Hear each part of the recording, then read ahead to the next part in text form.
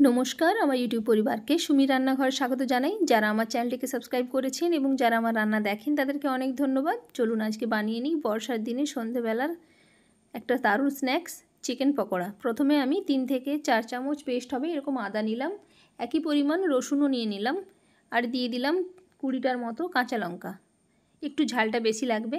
আর দিলাম কিছুটা ছাল সমেত রসুন, এটা দিলে টেস্টটা দারুণ হয়। আর কিছুটা দিলাম গোটা গরম মশলা 2 চামচের মতো। এবার আমি চিকেনটা নিয়েছি 1 কিলো, ছোটো ছোটো করে পিস করে নিয়েছি। এর মধ্যে দিয়ে দিলাম 3 চামচ নুন, এবার ওতে দিয়ে দিচ্ছি 2 চামচ লেবুর রস। এবার ওর মধ্যে যে পেস্টটা বানিয়েছি সেটা দিয়ে দিচ্ছি।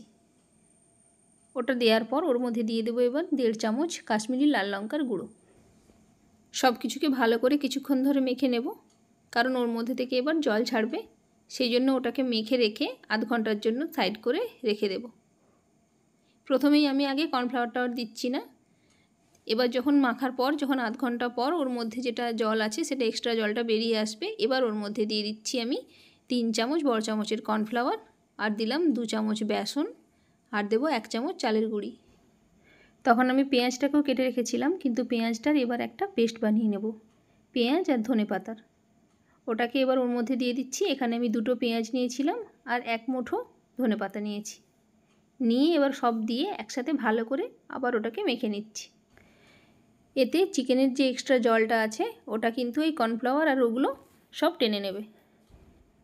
কড়াইটা এবার গরম করে নিয়ে ওর মধ্যে দিয়ে দিলাম একটু বেশি পরিমাণ রিফাইন অয়েল, যেহেতু এটা ডুবো তেলে ভাজা হবে। এবার চিকেন পিসগুলোকে ওতে দিয়ে ভাজার জন্য। যখন পুরোপুরি ভালো করে ভাজা হয়ে আসবে, সামান্য একটু বাকি থাকবে তোলার মতো হয়ে আসবে, তখন ওর মধ্যে দিয়ে দিচ্ছি কিছু কারি পাতা। কারি পাতাটাকে খুব বেশি ভাজা যাবে না, তাহলে জ্বলে যাবে।